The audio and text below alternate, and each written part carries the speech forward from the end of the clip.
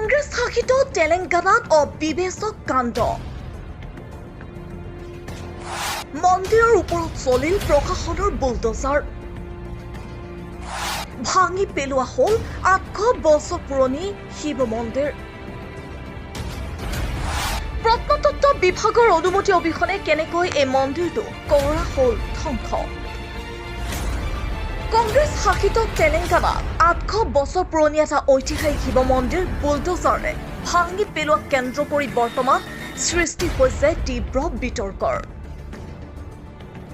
ৱাৰাংগল জিলাত কাকতীয়া বংশৰ শাসনকালৰ এই প্ৰাচীন মন্দিৰটো ধ্বংস কৰাক লৈ ৰেৱন্ত ৰেড্ডী চৰকাৰৰ বিৰুদ্ধে এতিয়া সৰব হৈ পৰিছে বিজেপি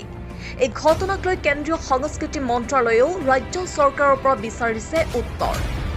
জানিব পৰা মতে ৱাৰাংগল জিলাৰ খানাপুৰ মণ্ডলৰ অশোক নগৰত এই ঐতিহাসিক মন্দিৰটো অৱস্থিত আছে এখন চৰকাৰী অনুমোদিত বিদ্যালয় নিৰ্মাণৰ বাবে মাটি খালী কৰাৰ নামত মন্দিৰটো বুলডোজাৰেৰে ভাঙি পেলোৱা বুলি অভিযোগ উত্থাপন হৈছে ঐতিহাসিক তথ্য অনুসৰি ত্ৰয়োদশ শতিকাত কাকতীয়া শাসক গণপতি দেৱৰ শাসনকালত এই মন্দিৰটো নিৰ্মাণ কৰা হৈছিল এই স্থানত 1231 খ্ৰীষ্টাব্দৰ ফেব্ৰুৱাৰী মাহৰ 7 তাৰিখৰ এখন তেলেগু শিলালিপিও পোৱা গৈছিল য'ত ৰজাক মহাৰাজা আৰু ৰাজাধীৰাজুলু বুলি সম্বোধন কৰা হৈছিল এনে ঐতিহাসিক স্থাপত্য ধ্বংস কৰাৰ বিৰুদ্ধে তেলেংগানাৰ মানৱ অধিকাৰ অধিবক্তা ৰামাৰাও ইম্মানে নিয়ে ৰাষ্ট্ৰীয় স্মৃতিস্তম্ভ কৰ্তৃপক্ষৰ ওচৰত অভিযোগ দাখিল কৰিছে ইয়াৰ উপৰিও কেন্দ্ৰীয় সংস্কৃতি মন্ত্ৰালয় আৰু প্ৰত্নতত্ত্ব বিভাগটো এই সন্দৰ্ভত গোচৰ ৰুজু কৰা হৈছে